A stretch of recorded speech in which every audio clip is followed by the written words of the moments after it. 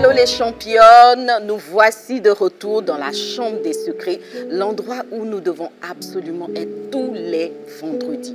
Je t'assure, il n'y a pas un autre rendez-vous plus important. La chambre des secrets, c'est là où tu dois être et on est ensemble dans la chambre des secrets avec toutes les sœurs, avec toutes les femmes extraordinaires et surtout avec des femmes qui veulent récupérer leur couronne de reine. Donc on est là dans la chambre des secrets et comme vous le savez, depuis la semaine dernière, je ne suis pas seule dans la chambre des secrets puisque les sœurs sont là en chair et en os pour que nous puissions passer vraiment un très bon moment dans la présence de Dieu. Et puis, depuis la semaine dernière, nous avons le bonheur, le privilège, l'honneur d'avoir avec nous le pasteur Léandre Kessi, pasteur de l'église Vase d'honneur. C'est quoi Vase d'honneur de Bamako? Assemblée Impact des Nations. Assemblée Impact des Nations. Bon, soyez indulgente avec moi. Il y a vraiment beaucoup d'églises Vase d'honneur et je ne retiens pas forcément tout. Mais je savais qu'il y avait Impact dedans, je savais qu'il y avait Nation dedans. Donc, on est toujours avec le pasteur Léon qui nous a fait beaucoup de bien la semaine dernière et on s'est laissé sur une affaire qu'on va finir aujourd'hui, les filles. Donc, restez connectés. Avant d'aller plus loin, on like la page, on s'abonne si on n'est pas encore abonné et surtout, on envoie une notification à une sœur qui a besoin d'être bénie comme nous. Voilà, donc je disais que je ne suis pas seule, les sœurs sont là. On va les présenter tout à l'heure, mais avant d'aller plus loin, vous le savez, on a toujours notre invité très très spécial. En réalité, je ne sais pas si c'est vraiment notre invité ou c'est nous qui sommes ses invités. Je crois que c'est plutôt dans ce sens-là. Nous sommes ses invités parce qu'il est le propriétaire, il est le maître de la chambre des secrets. On va donc baisser la tête pour lui rendre nos hommages, n'est-ce pas, et lui dire que nous sommes tout simplement bénis, nous sommes tout simplement honorés d'être dans sa présence. On va lui confier ces instants, le Seigneur Saint-Esprit, et puis nous allons l'adorer, passer un temps dans l'adoration avec notre merveilleuse équipe de louanges de ce talk, parce qu'on est au talk, vous l'avez bien deviné, avec notre merveilleuse équipe qui a Fabrice au piano, on a Evelyne au micro et puis aussi Diane, n'est-ce pas? Voilà, donc soyez bénis, merci d'accompagner ce moment. On va rentrer dans la prière pour confier ces instants au Seigneur parce qu'on a hâte que le Saint-Esprit nous révèle encore des secrets très très croustillants. Seigneur Père, nous voulons te dire merci. Merci pour ces précieux moments, ô Dieu vivant. Nous sommes bénis de pouvoir passer ces instants dans la chambre des secrets.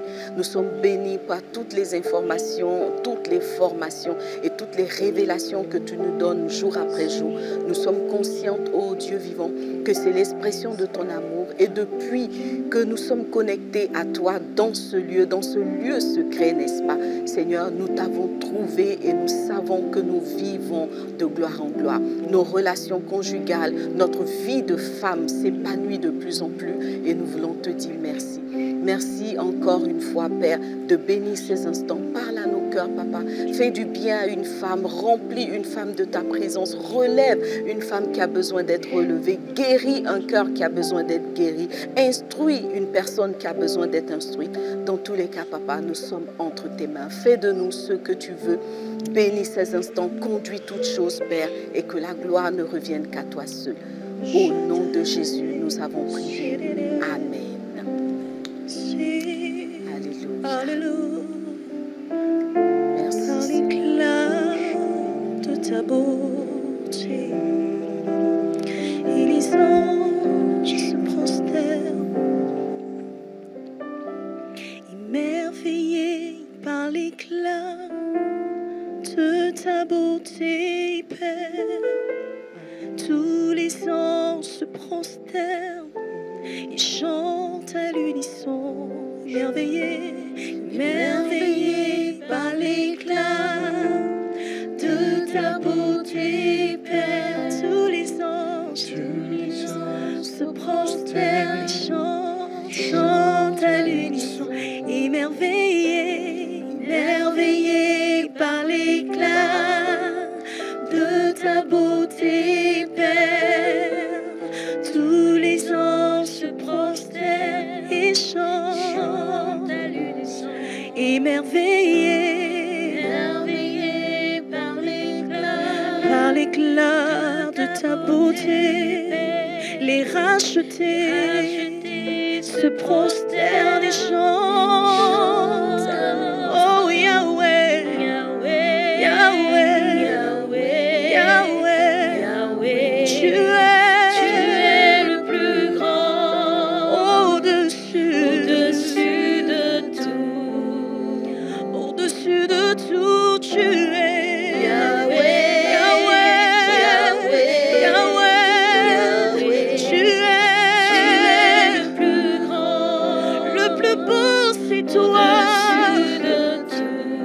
Le plus beau de tous les fils de l'homme, Yahweh, Yahweh, Yahweh, tu es le plus grand, tu es le plus grand, au-dessus de tout. Nous magnifions ta présence, Yahweh, Yahweh, Yahweh.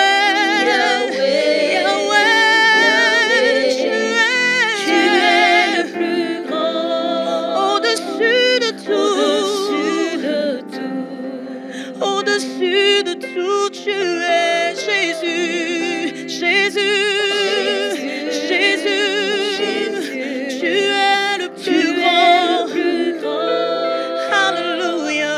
Au-dessus de tout, au-dessus de tout, tu es Jésus, Jésus, tu es le plus grand, tu es magnifique, au-dessus de tout. Et nous célébrons ton nom, et nous magnifions ta présence.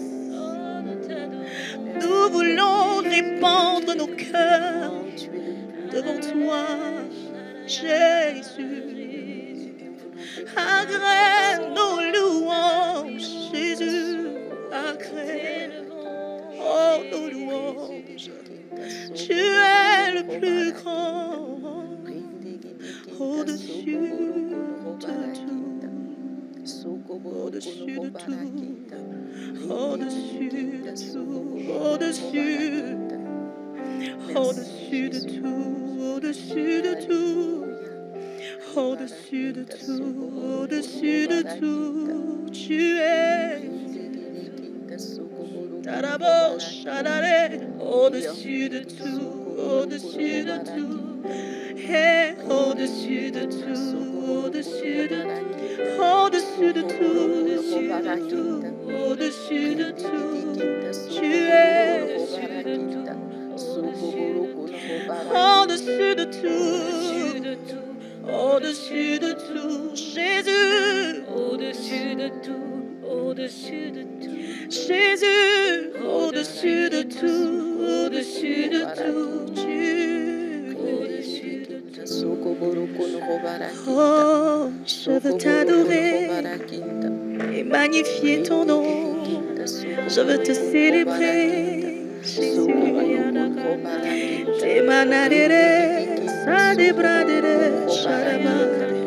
Merci, Esprit de Dieu. Merci, Esprit de Dieu, merci. Merci. Kubarakinta sokoboro kono robarakinta. Rindigidikita sokoboro kono robarakinta. Merci Dieu vivant. Merci Esprit de Dieu. Merci Roi des rois. Merci Seigneur. Merci pour ta force. Merci Seigneur. Alléluia. Kubarakinta sokoboro kono robarakinta. Privilégié d'être dans ta présence, Seigneur. Nous te contemplons, Saint-Esprit. Alléluia. Merci Jésus-Christ. Alléluia. Merci Dieu vivant. Merci pour tout ce que tu fais. Merci notre Dieu. Merci pour ta présence dans ce lieu, Esprit de Dieu. Merci pour tout ce que tu fais, Papa. Oui, Père, nous voulons invoquer ta présence dans ce lieu. Nous voulons invoquer ton esprit dans ce lieu. Nous voulons invoquer ton onction dans ce lieu. Père, prends toute la place du roi. Prends toute la place du roi. Prends la place du directeur des opérations, papa. Oh Dieu vivant, nous voulons nous soumettre à ta Seigneurie ce soir. Nous voulons nous laisser porter par ta présence ce soir. Nous voulons, oh Dieu, demeurer sous ta main puissante ce soir. Seigneur, prends la place. Prends le contrôle de toutes choses, Père. Nous sommes là pour toi, ô Dieu vivant. C'est toi que nous voulons entendre, Père. C'est toi que nous voulons écouter, Papa. Ô Dieu, tu as dit dans ta parole que tu nous enverras le Saint-Esprit. Esprit d'intelligence et de sagesse, mais aussi esprit de conseil et de force, ô Dieu. Que ton conseil soit notre partage ce soir. Que ta force soit notre partage ce soir. Dans le nom de Jésus. Merci Dieu vivant. Alléluia. Merci Seigneur. Amen. Amen. Nous voulons acclamer le Seigneur. Alléluia. Et je vais demander à Evelyne et Diane de rester en place parce que j'ai vraiment à cœur de chanter un cantique, un chant de célébration. Vous le savez comme moi, nous sommes le vendredi 30 décembre et ce n'est pas donné à tout le monde d'arriver jusque-là. N'est-ce pas? Nous avons le privilège d'avoir vécu toute cette année 2022 sous la houlette du Seigneur et nous sommes aux portes de 2023. Nous sommes à 24 heures ou un peu moins de 24 heures ou un peu plus de 24 heures de cette nouvelle année. Ça mérite des louanges à Dieu, Amen. Ça mérite la célébration. Amen. Et je voudrais que nous puissions dire merci au Seigneur en lui disant, il est bon de te dire merci, n'est-ce pas? Voilà, donc la chambre des secrets, en fait, il y a les lumières, il y a la déco, mais nous voulons aussi élever nos cœurs et dire merci au Seigneur avant d'aller plus loin. Alors, qui entonne? C'est certainement pas moi. Les bons de louer Dieu. Sonia, tu peux entonner. Alléluia. Hein? Il est bon de louer Dieu. Alléluia. Alléluia. Alléluia. Il est bon d'élever Dieu. Alléluia. Il est bon d'élever Dieu. Alléluia. Il est bon d'élever Dieu. Alléluia. Alléluia. Alléluia. Il est bon de louer Dieu. Alléluia. Il est bon de louer Dieu. Alléluia. Il est bon de louer Dieu. Alléluia. Alléluia. Alléluia. Quand elle se lèvera. Alléluia. Alléluia. Alléluia. Alléluia. Alléluia. Il est bon de louer Dieu. Alléluia. Il est bon de louer Dieu. Alléluia. Il est bon de louer Dieu. Alléluia. Bon Dieu. Alléluia. Bon Dieu. Alléluia. Amen. Merci Seigneur. Merci Seigneur. Vraiment, nous voulons dire merci au Seigneur. Merci de nous avoir gardés. Merci d'avoir pris soin de nous. Merci de nous avoir soutenus, même dans les moments difficiles.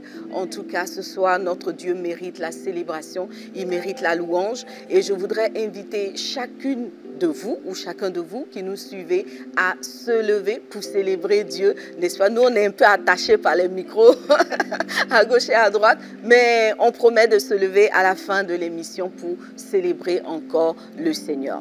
Donc, bienvenue encore une fois, les filles, dans la chambre des secrets. C'est toujours un bonheur d'être là. Je vais présenter nos invités rapidement parce que je sais qu'on va passer un excellent moment dans la présence du Seigneur, n'est-ce pas? On va commencer à ma droite avec Sonia. Sonia, tu vas te présenter. Alors, bonjour maman, bonjour pasteur. Je suis Sonia Gauzé. Tu es mariée, Sonia? Je ne suis pas encore mariée, maman. Ça va se régler en 2020. Amen. Alors, donc, je suis Sonia Gauzé, je suis célibataire. Voilà. Sans enfant? Avec un enfant, avec une championne de 15 ans. Waouh, quand même. Oui, quand même. Waouh. La prochaine fois, elle vient à la chambre des secrets. D'accord, maman. Amen. Et on a Nafitou. Lafissou. Lafissou. Alors, je suis Lafissou Kwaku. Je suis aussi célibataire, sans enfant, pasteur. Ah, donc je suppose que vous avez beaucoup de questions à poser à pasteur Léon. Absolument. Voilà. Parce qu'il faut qu'on comprenne l'histoire des hommes là. Franchement. D'abord, moi, la première question même que je vais lui poser, pourquoi il dure avant de venir? Il va nous dire ça tout à l'heure. Et puis à gauche, Armanda. Oui, maman. Armanda, je suis célibataire et maman d'une fillette de 7 ans. Pasteur Léon, on nage en pleine eau de célibataire. Franchement, les choses doivent changer. Je pense que, étant donné que nous sommes à la veille de la nouvelle saison, ces sœurs-là sont là comme un point de contact. N'est-ce pas? Pour déclarer que 2023, il y aura un changement. Radical. 2023, ce sera une année où il y aura beaucoup de fêtes, de N'est-ce célébrations. pas? Amen. Et j'annonce déjà par la grâce de Dieu que ces sœurs-là qui sont déjà là, des yeux s'ouvrent sur elles au nom de Jésus. Amen. Et au-delà d'elles, toutes celles que Dieu a préparées dans la chambre des secrets pendant toute l'année 2022 et qui, avec la soif, qui se sont approchées humblement de cette chambre des secrets et qui ont bu de cette eau et que Dieu a pris le temps de former dans la cachette, dans le secret, Dieu va les exposer magnifiquement en 2023. Amen. Avec de somptueux mariages à la gloire de son nom. Soyez bénis. Amen. Merci, pasteur Léon. Donc, on va rentrer de plein pied dans notre émission de ce soir. C'est encore un talk. Le talk, c'est l'échange, n'est-ce pas? C'est la possibilité qui nous est donnée de parler, de pouvoir revenir sur des thèmes qui ont été traités, d'aborder des points qu'on n'a pas bien saisis, des éléments sur lesquels on voudrait apporter une réflexion ou tout simplement poser des questions, n'est-ce pas? Donc, le micro est ouvert. Qui veut commencer? Ce n'est pas les hostilités, mais qui veut commencer? Lafissou? Je vais commencer. D'accord, jette-toi à l'eau. D'accord. Alors, ma question porte sur la thématique du charme. Et je voudrais savoir, pasteur, comment on fait pour être charmante dans un milieu professionnel où on te demande en fait d'être très rigoureuse, surtout quand tu évolues dans des milieux presque masculins. Comment tu fais pour ne pas tomber, pour envoyer des signaux en fait qui seront peut-être mal interprétés? Et surtout, comment tu fais la démarcation? C'est-à-dire tu es rigoureuse, tu es performante au travail. Et puis quand tu rentres dans la vie active, comment tu fais pour ne pas transposer ça? Parce que c'est quelque chose qu'on me reproche assez souvent en fait. Qu'est-ce qu'on te reproche exactement? D'être très rigoureuse, rigoriste même, parce que mon travail exige que je le sois. Mais quand je sors de là, dans la vie de tous les jours, dans mes interactions, ben, je garde le chapeau de capitaine, de commandant, et c'est pas très... C'est pas glamour. Voilà, c'est pas charmant, donc voilà. Waouh, violente question. Bon, je réponds et puis pasteur Léon va apporter un ajout parce qu'au final, le charme, c'est les hommes qui doivent quelque part reconnaître le charme d'une femme ou pas. Déjà, ce que je veux dire, c'est que théoriquement, normalement, il ne devrait pas avoir opposition entre le charme et la rigueur. D'accord. Voilà. Ça ne devrait pas, il ne devrait pas. Il n'y a pas de raison qu'une femme rigoureuse ne soit pas charmante ou qu'une femme charmante ne soit pas rigoureuse. Je pense même que le charme va puiser dans de la rigueur parce que le laisser aller, en général, s'oppose au charme. Donc, on va parler de charme quand il y a une maîtrise, n'est-ce pas, de sa personnalité, une maîtrise de son aspect extérieur. Voilà. Donc, pour moi, le laisser aller, justement, tue le charme. Mais une rigueur, voilà. Une femme va être charmante sur des éléments, des détails qui sont pris en charge. Par exemple, en général, une femme qui aime se laisser aller ne va pas repasser ses vêtements. Or, le vêtement froissé est un tue-charme tout de suite. Oui. Tout de suite. Par contre, la femme rigoureuse, on sait qu'elle va prendre le temps de repasser ses vêtements avant de les porter. Donc, pour moi, c'est des notions qui ne sont pas opposées. Plus une femme est rigoureuse, plus elle va s'approcher du charme, justement. Et dans l'émission sur le charme, on a parlé de l'importance du bon langage, par exemple, dans le charme. Donc, la femme rigoureuse va veiller sur son langage, sa façon de parler, elle va choisir ses mots pour qu'ils soient à propos. Maintenant, je comprends que des fois, les femmes ont des déviations. Elles vont associer charme et visage fermé, par exemple. Rigueur. Rigueur et visage fermé, rigueur et manque de sourire. Non, la femme rigoureuse peut l'être et garder tout son charme. D'accord. Voilà. Donc pour moi, ce n'est pas opposé. Normalement, même ça doit fonctionner ensemble. D'accord. D'accord. Pasteur Léon? Oui, merci Pasteur Liliane. En tout cas, comme tu l'as dit, ça peut fonctionner ensemble. Mais je crois que ce que la FISU essaie de faire, de relever, c'est que ce que les gens lui reprochent justement, c'est que c'est comme si elle véhiculait une sensation, un message qui effrayait, on va dire, les gens, qui faisait que les gens avaient peur de s'approcher d'elle. Et c'est le type de beaucoup de femmes justement, de femmes leaders, de femmes qui ont un certain leadership ou qui ont acquis très tôt une certaine indépendance et qui, dans leur façon de fonctionner, semblent être des femmes qui montrent aux hommes, ou bien selon les hommes, ils se disent, elle va vouloir me dominer, elle va vouloir me contrôler, elle va vouloir voilà, me presser de toutes parts. Donc les hommes ont tendance à s'éloigner ou à... Et quand on le dit, non, ils ne sont pas courageux, c'est pas ça en fait, parce qu'en fait, un homme, il ne cherche pas à aller se battre, il cherche du repos. Quand l'homme pense mariage, il pense repos. Voilà, parce que la maison est un lieu de repos. Il n'a pas besoin de quelqu'un avec qui il sera en compétition. Il n'a pas besoin de quelqu'un qui va lui rappeler tout ce qu'il ne sait pas faire. Il a juste besoin vraiment du repos, d'une aide. Et c'est pour cela que je dis que l'effort, quand on a ces aptitudes professionnelles-là, c'est de faire de l'effort sur soi, d'être conscient de la situation et de se dire, maintenant, qu'est-ce que je dois travailler? Le caractère que Dieu demande aux femmes, c'est la douceur. Voilà. Donc, même au travail, ça va faire que, même au travail, je vais commencer à être douce. Une patronne douce. Voilà. Parce que c'est ça le truc. C'est que ce que Dieu attend d'une femme, c'est sa douceur. Il dit que la parure, ce que la femme doit faire remarquer, ce qu'on doit voir paraître chez une femme, ce n'est pas d'abord son vêtement, ce n'est pas d'abord son charme physique, c'est sa douceur. Et quand une femme a réussi à se mettre dans cette peau de douceur-là, le reste devient tout simple. Voilà, parce que dans la douceur, on arrive à passer tous les messages qu'il faut. Dans la douceur, on arrive à diriger des gens. Dans la douceur, on arrive à mener les gens à se surpasser dans ce qu'ils ont à faire. Donc, cette mentalité, souvent, de se dire, c'est des hommes. Si j'essaie d'être un peu faible, ils risquent de ne pas me respecter. Donc, du coup, je me mets en même temps en position de vouloir m'affirmer. Ce n'est pas forcément un bon leadership. Voilà, ce n'est pas forcément un bon leadership. Parce qu'il faut amener les gens à adhérer à un discours, à adhérer à un plan, et avec de la douceur, à se sentir considérés dans vos yeux, à se sentir appréciés. Et c'est comme ça que les enfants feront encore naturellement plus d'efforts, que vous aurez plus de résultats.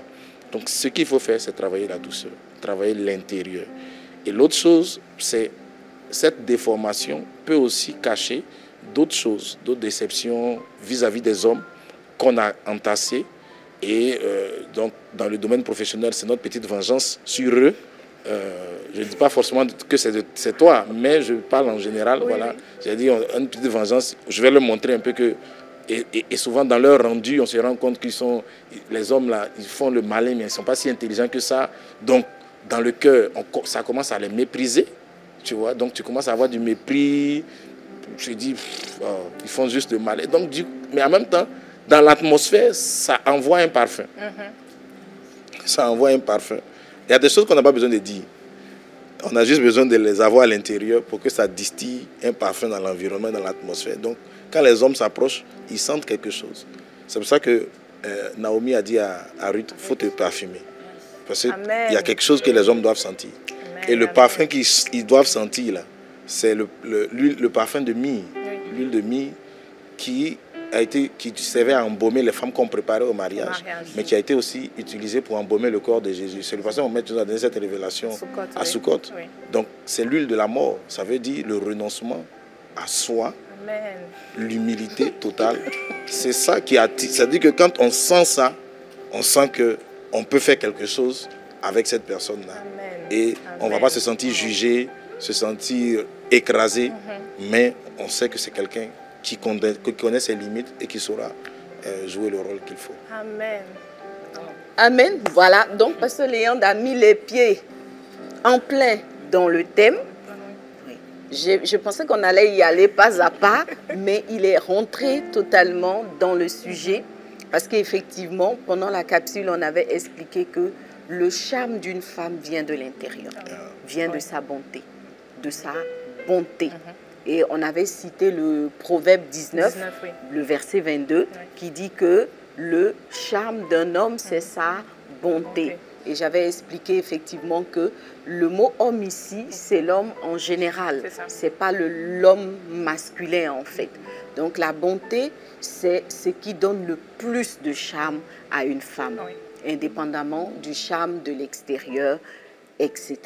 Donc je pense que tout est dit sur la question que tu as posée. Oui.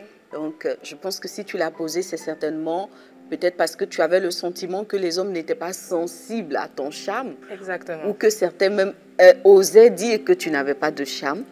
Ben voilà, donc la réponse est toute donnée. Moi, femme, loin de ton leadership professionnel, je te trouve hyper charmante. Merci beaucoup. Donc, si les hommes ils vont à petits pas, c'est que la réponse se trouve, n'est-ce pas, dans l'explication que Pasteur Léandre vient de donner et dans tout ce qu'on a développé dans la capsule concernant le charme de la femme. Tout à fait. Merci beaucoup.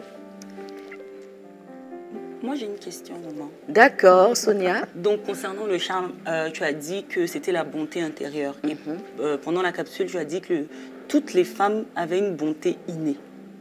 Sauf que moi, je ne pense pas qu'elle soit innée, en fait, chez moi. Qui? Chez moi, personnellement. Et donc, je voudrais savoir s'il peut exister des femmes qui n'ont pas la bonté de façon innée ou bien qui l'auraient perdue quelque part. Et comment la retrouver, justement, cette bonté-là?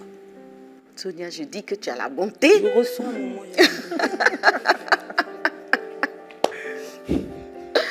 Waouh! Alors, qu'est-ce qui te fait croire que tu n'as pas la bonté innée? Parce que c'est justement en me convertissant, en venant au Seigneur, que j'ai commencé à lever les yeux, à regarder les autres, à voir la souffrance des autres, etc. Alors que je me dis que si c'est inné, j'aurais dû l'avoir depuis toujours, dès le départ. Enfin, c'est comme ça que j'ai compris. Donc j'étais très nombriliste, moi. Bon, des fois, ça revient encore un peu, mais on lutte. Et donc, voilà, c'est pour ça que je me suis dit, peut-être que moi, je ne l'avais pas de façon innée. Et aujourd'hui, je me dis, peut-être qu'une femme qui nous regarde doit se dire, mais moi, je ne suis pas forcément bonne et je veux le devenir. Donc, comment retrouver cette chose que je crois fermement et en chaque femme, mais qu'on ne voit peut-être pas? Ok. Je vais passer la parole à Pasteur Léandre. Ok. Je pense que, comme ce que Pasteur Liliane essayait de dire, justement, tout homme a quelque chose en lui de bon à l'origine. Voilà, quand on est enfant, Jésus même demande, le meilleur modèle que Jésus demande, c'est le modèle du petit enfant. Ça veut dire que dans le petit enfant, il y a cette bonté naturelle qui va vers tout le monde, qui ne se soucie pas de beaucoup de choses, qui ne juge pas les gens selon leur apparence, selon leur niveau social, leur ethnie, leur origine. Il pardonne facilement. Il est vraiment, c'est ça le petit enfant. Et ça, tout le monde a connu ça parce on a tous été petits enfants. Maintenant, les premiers coups sont arrivés. Donnés par la famille, les parents, le rejet, les abus, les abandons, les injures, les humiliations, les trahisons sont passés par là. Dès lors, ça nous a transformés en quelqu'un d'autre. On a perdu cela. Donc Jésus il parle de se convertir pour devenir comme un petit enfant. Donc en fait, le but même, quand le Seigneur vient nous convertir, là, c'est pour nous donner ce cœur pur, ce cœur d'innocent, pour que on arrive vraiment à être épanoui. Parce que les petits enfants arrivent à vivre dans n'importe quel milieu, de façon, avec tout le monde, tranquillement. Donc, je disais dans une de mes émissions justement que le mariage, c'est l'art d'être mature avec un cœur de petit enfant. C'est-à-dire que le mariage, c'est la maturité avec un cœur de petit enfant. Tout à fait. C'est vraiment ça. Et tous ceux qui réussissent leur mariage ressemblent à des petits-enfants. Parce que bon, il n'y a pas de frustration, ils prennent tout pour rire, c'est quelque chose de rapide. C'est ça que le Seigneur nous demande de retrouver. Donc, comme tu le dis, c'est pas que tu ne l'as pas, tu l'avais. La vie et les coups de la vie ont à un moment donné fait en sorte que tu perdes cela. Mais à ta conversion, justement, Jésus restaure. Jésus nous restaure, il restaure tout ce qui est là. Et non seulement il restaure, mais il donne le véritable.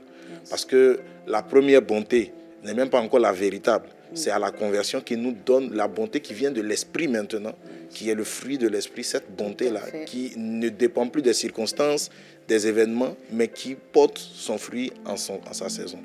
Donc, avec la conversion, Jésus restaure et totalement cela. Amen. Merci. Amen. Merci, Pasteur Léon. Moi, je voudrais ajouter, Sonia, que la bonté, c'est un sentiment très profond qui peut avoir des expressions diverses. Maintenant, on essaye d'avoir une bonté qui se calque sur celle du Seigneur. N'empêche que ce n'est pas parce qu'on n'a pas certaines sensibilités qu'on n'a pas la bonté. Voilà. Il y a des personnes qui ne vont pas avoir une âme, comme on dit, humanitaire, qui ne sont pas forcément attirées par des actions humanitaires. Mais la bonté est là, une bonté qui va s'exprimer différemment. Voilà. La bonté, c'est l'expression extérieure de l'amour. Ça dit que j'aime, mais comment est-ce que j'aime? C'est dans mes actes.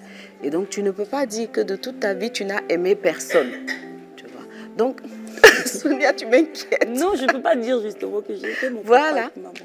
Voilà. Donc, tu as aimé ton père et ta mère. Et dans l'expression de l'amour, tu as voulu des bonnes choses pour eux. Tu as voulu que des bonnes choses leur arrivent. Tu as voulu que tes actes leur procurent de la paix, de la joie, etc. C'est une expression de bonté. Maintenant, l'un des derniers enseignements de Pasteur Mohamed sur les dimensions de l'amour. Donc, on va avoir une bonté qui est peut-être restreinte. Et l'œuvre de Christ en nous, c'est d'élargir notre amour, notre bonté. Donc, j'ai une bonté qui est peut-être étroite. Et du coup, quand l'évangile vient me rencontrer, je vais avoir le sentiment que je n'ai pas de bonté. Mais il y a une bonté qui est là, qui est en direction des personnes qu'on aime déjà, des personnes qui nous font déjà du bien et tout. C'est pour ça que je dis, il y a forcément de la bonté en chacun. Il y a forcément de la bonté. Maintenant, il faut travailler les dimensions de l'amour qui vont élargir cette bonté-là, l'amour manifesté en largeur, en hauteur, en profondeur, etc. Et je ne cacherai pas que pendant un moment, moi, j'étais comme toi. Moi, je ne peux pas dire que je n'ai pas de bonté parce que quand quelqu'un est dans mon environnement proche, je vais réussir à me déployer.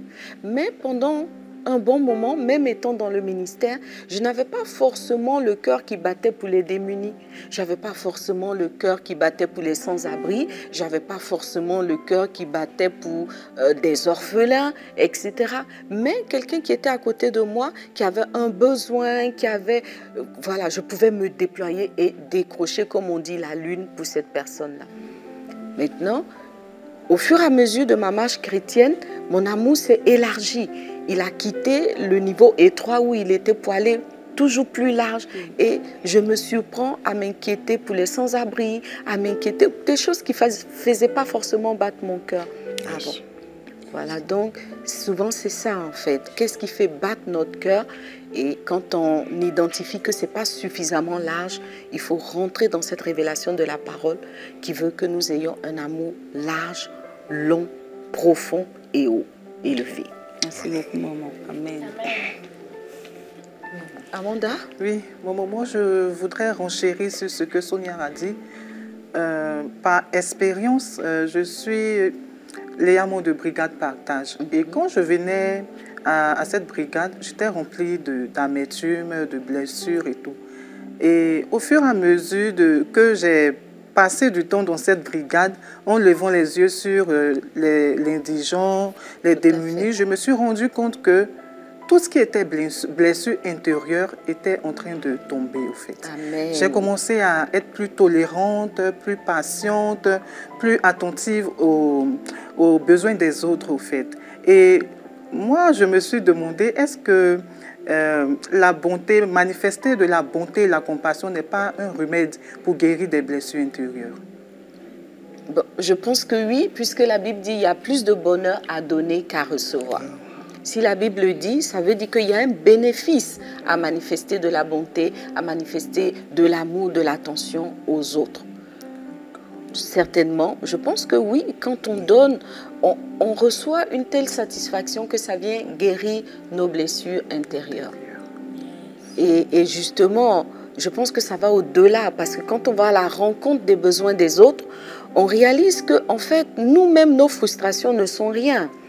Sont rien. Il y a quelques jours, avec les femmes de Léamant, on est allé à l'hôpital visiter les enfants malades du cancer. Mais quand on voit dans quel état un enfant peut être malade, peut souffrir, on se dit, mais attends, moi je boude mon mari, pourquoi? Je suis en bonne santé, j'ai à manger. Et donc, en fait, je me dis, le fait d'aller à la rencontre des besoins des autres nous permet de relativiser la vie et de se dire, mais attends, je porte un fardeau qui n'a même pas lieu d'être. J'entretiens une blessure qui n'a pas sa place parce qu'il y a plus de souffrance ailleurs, il y a plus de frustration ailleurs. Moi-même, je suis logée à meilleure enseigne. Et pour moi, en tout cas, c'est comme un baume qui vient guérir la frustration qui n'a pas lieu d'être ou la blessure qui n'a rien de si dramatique au final. Donc, je suis d'accord avec toi, Amanda, que la rencontre des besoins des autres nous guérit nous-mêmes. Amen. Oui, absolument. C'est ce que Jésus a eu avec la femme samaritaine. Et c'est ce qu'il explique dans Matthieu 11, 28. Il dit, venez à moi, vous qui êtes fatigués et chargés. En général, la phrase, le verset ne s'arrête pas là. Il dit, je vous donnerai du repos. Mais en fait, ce qui suit, c'est que prenez mon joug, prenez mes fardeaux, et vous aurez du repos pour vos cœurs. Pour vos âmes. Donc, ce que Jésus fait, c'est un échange. Il prend tes bagages, mais il ne te laisse pas seul. En fait, la vérité, c'est que pour guérir, il faut que tu portes des fardeaux. D'autres femmes. D'autres fardeaux. C'est ce que Jésus fait. Parce qu'il dit, venez. Je vais vous dire, mais vous avez des fardeaux. Venez, j'enlève. Mais quand il enlève, il ne te laisse pas sans fardeau. Parce qu'un homme sans bagage ne peut pas vivre. Il ne peut pas s'épanouir ni réussir. Il faut du fardeau sur toi. Mais la différence, c'est que le fardeau de Jésus, pendant que tu es en train de le porter, il est doux. Il est léger. Donc ça t'apaise, ça te donne du repos, tu te sens utile. Mais tes propres fardeaux, ils sont en train de te détruire. Et ça t'ouvre les yeux sur les problèmes de d'autres personnes. Et tu te rends compte que tu n'es pas seul. Porter les fardeaux de Christ vont t'amener à te rendre compte que tu n'es pas seul. Tu n'es pas la femme qui a été le plus maltraitée. Tout à fait. Tu n'es pas l'enfant qui a le plus manqué d'amour, d'affection, qui vit dans des conditions difficiles. Et quand tu vis, tu rentres dans cette situation-là. Comme la femme samaritaine, et la Bible dit, elle a déposé sa cruche. Et elle est allée annoncer Jésus. Elle a commencé à donner, le fleuve a commencé à sortir d'elle. On ne parle plus d'elle en tant qu'une femme qui était malade, blessée, abattue. Mais elle a compris maintenant qu'il y avait de la souffrance. Et que beaucoup d'autres personnes pouvaient être bénies au travers de sa vie, de son expérience. Parce que c'est son expérience qui a attiré les gens. Elle a partagé son expérience. Regardez, voici ce qu'il m'a dit. Il a dit tout ce que j'ai fait. On dit, toi aussi, ce gars a dit tout ce qu'il a fait. C'est que ce gars, on doit l'écouter. Amen. Amen. La femme qui a battu le record de mariage divorce. Et de divorce. 5 mariages, 5 divorces, 5 dots, 5 dames de compagnie, 5 témoins. Wow. C'est le top niveau. Oui, tout à fait. Il y a des vies comme ça qui deviennent des témoignages quand elles rencontrent le Seigneur, parce que les dégâts avant Christ étaient énormes. Donc tout le monde peut témoigner que, voilà, elle a vraiment rencontré le Seigneur. Amen. Amen. Amen. Nafisou, tu as une autre préoccupation, un autre sujet? Bon, pas sur la thématique du charme, c'est plutôt sur l'amitié et la complicité. Pasteur, moi j'aimerais savoir vraiment quel est le niveau d'attachement qu'on doit avoir au fur et à mesure que la relation évolue. Je m'explique. Quand tu es en amitié, observation, avant d'entrer dans le cheminement, je suppose que tu n'as pas le même, tu ne dois pas déployer le même niveau d'attachement que lorsque tu es dans le cheminement ou dans les fiançailles? Parce que j'ai tendance à peut-être aller très fort et peut-être que ça repousse la personne, même ça dit, ah, elle est trop pressée et tout. Donc vraiment, j'essaie de savoir comment est-ce qu'il faut que je dose les choses pour aller en douceur, comme le pasteur l'a dit. Tiens, c'est pour toi que c'est. Éclaire-nous en tant qu'homme. Alors, ça dépend de ce qu'on met dans ce qu'on peut juger d'être pressé. Voilà. Mais en général, il y a que... Souvent, ce n'est pas la bonne personne. D'accord. Voilà, ce n'est pas la bonne personne. Il ne faut pas toujours se culpabiliser tout de suite, les filles. C'est-à-dire, celui qui vient et qui est le bon, en général, il ne recule pas devant les premiers obstacles et devant les premières choses. Amen. Ce qui peut l'amener à partir, c'est peut-être le péché qu'il a. Si les chrétiens qui craignent Dieu, qu'en parlant avec la sœur, il a l'impression qu'elle est peut-être trop sensuelle, charnelle, et qu'elle veut l'entraîner dans une affaire de Delilah et Samson. Ça, peut-être. Mais sinon, le bon mari, c'est pas parce que tu l'as appelé trop le matin, aujourd'hui, qu'il va se dire, mais pourquoi il m'a trop appelé? Donc, il est découragé. Bon, je ne sais pas, je dis, quand on s'approche d'une femme, on est censé avoir des convictions, de savoir que pourquoi je m'approche d'elle, c'est parce que je pense que ça peut être la bonne personne. Donc, le fait de se dire, de se culpabiliser tout de suite, ce n'est pas forcément la bonne attitude. D'accord. À force de culpabiliser, justement, on essaie d'être quelqu'un d'autre. D'autres, exactement. On essaie d'être quelqu'un d'autre, donc on perd son authenticité. Et comme on perd son authenticité, on va attirer quelqu'un qu'on ne devait pas attirer. C'est ça. Voilà, qu'on ne devait pas attirer, puisqu'on veut se faire d'une façon qui n'est pas la façon dont on est.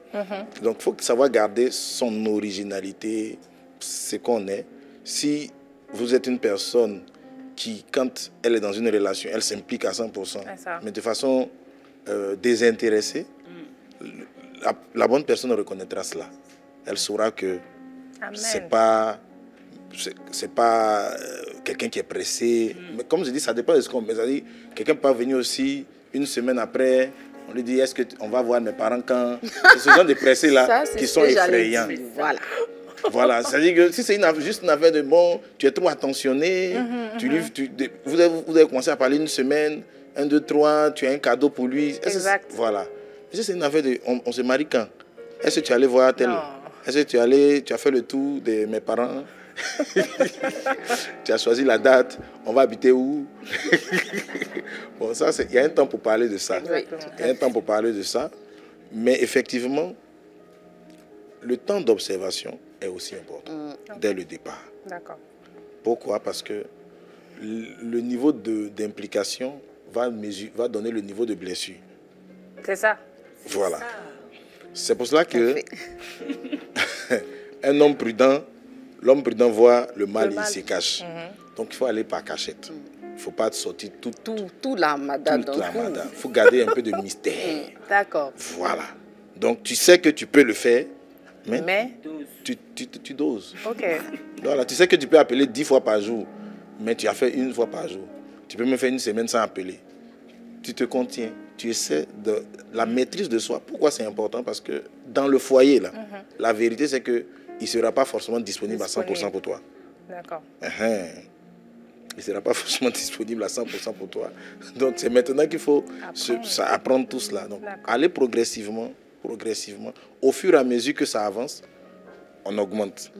Au fur et à mesure, on augmente. Au fur et à mesure, on augmente. On tire, on fait. C'est comme ça qu'il faut le faire. Voilà. D'accord. Merci, pasteur. Voilà, donc Nafisou. Donc les frères, vous aussi, arrêtez de fuir, de trouver des excuses. Amen. Amen. Ouais, bon. Maman m'a posé la question, pourquoi il tarde avant de venir? Oui. Moi, je les cherche pour leur poser la question. Ah non, ça, c'est pas normal, pasteur. Oui, je pense que beaucoup d'hommes ont peur. Ont peur du mariage. Ah, j'allais demander, ils ont peur de quoi? Ils ont peur du mariage. C'est vraiment bizarre, mais beaucoup d'hommes ont peur du mariage. Pourquoi? Parce que beaucoup d'hommes sont blessés émotionnellement. Quand on parle de blessures de l'âme en général, on a tout de suite envie de regarder aux femmes. Aux femmes, oui. Parce qu'elles ressent, elles expriment. Mais beaucoup d'hommes, derrière leur calme, ils ne parlent pas. Ils ne parlent pas beaucoup là. Il y a des C'est frustrations. des grands blessés. Waouh. Grands blessés. Souvent, ils sont là, ils sont blessés. Donc, l'une des raisons qui fait que les hommes ne veulent pas se marier, là, c'est la peur du mariage même. La peur. Ils ont peur du mariage. Quand je parle avec eux, là, ils ont peur. Les frères, là. Les frères ont peur de s'engager. Ils ont peur d'échouer leur mariage. Ils ont peur de faire un mauvais choix. Donc, ils sont, à force de se mettre dans le truc de la peur, Ils sont paralysés. ils sont paralysés du coup. Ils ne font rien. Okay. Deuxième obstacle, ils lient le mariage aux moyens financiers. Ils se disent il faut qu'ils aient suffisamment pour pouvoir se marier. C'est une grosse erreur. C'est une grosse erreur. Ce qu'il faut, c'est d'être quelqu'un qui a une vision, qui sait où il va dans la vie, mais qui a un niveau aujourd'hui qui n'est pas son niveau définitif. Voilà.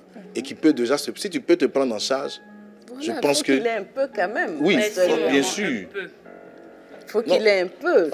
Effectivement, il faut qu'il ait un peu. Il faut qu'il arrive à se prendre en charge. Je dis toujours, si tu Adam, peux il louer... avait le jardin. Si tu loues une maison, si tu loues une maison, tu peux dormir avec quelqu'un d'autre dedans déjà. Voilà. Voilà, c'est pas un château, mais au moins tu as une maison. Voilà, ça c'est important. Tu payes au moins le sac de riz.